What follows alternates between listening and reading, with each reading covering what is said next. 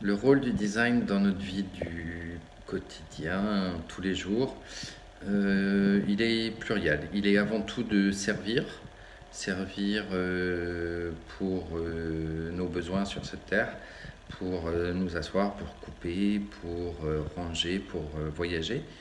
Mais il est aussi là pour nous faire un peu rêver, nous faire nous évader et pour nous faire découvrir d'autres façons peut-être de penser et de voir la réalité.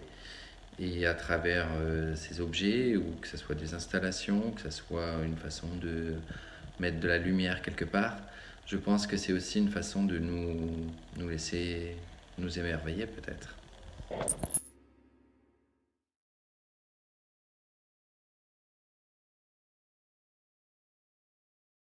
Comment le design nous aide à redéfinir le rôle de l'humain? C'est une très grande question. Il place l'humain au centre de la société bien sûr, mais aussi au centre de questionnement. Pourquoi a-t-on besoin de autant d'objets? Pourquoi continuons-nous à produire des objets? Pourquoi avons-nous des nouveaux besoins? Comment la société évolue? Et je pense que le design, il est un petit peu le vecteur, on va dire, de toutes ces réflexions. Soit il en apporte des solutions, soit il démontre certaines absurdités, soit il est peut-être juste l'excuse, en fait, pour qu'en tout cas on puisse en parler. Mais je pense qu'effectivement le design a quand même une fonction première qui est celle de l'être humain, l'animal humain, de survivre dans la nature qui l'entoure.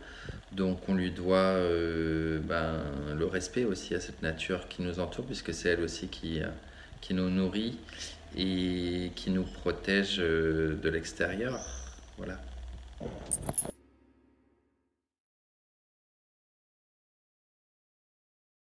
Quelle est la mission sociale du design? Le design se doit, à mon avis, de rassembler les gens. Rassembler les gens parce que, un, on ne peut pas vivre seul. Deux, on a besoin des autres pour arriver à faire des choses, à faire des projets, à faire des objets.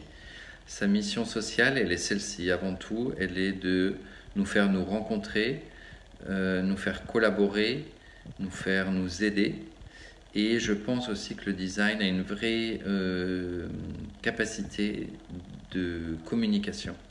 C'est-à-dire au travers des objets que l'on dessine, au travers des objets qui sont mis en vente, il y a avant tout un message qui s'en dégage, que l'on envoie. Et si le design permet aussi d'être un moyen d'expression et un moyen d'échange entre les gens, entre le producteur, entre le designer, entre le concepteur, entre l'utilisateur, le client final, celui qui le rachète sur une brocante, celui qui le reçoit par son héritage, je pense que le design remplit déjà pas mal de missions dans ces cas-là.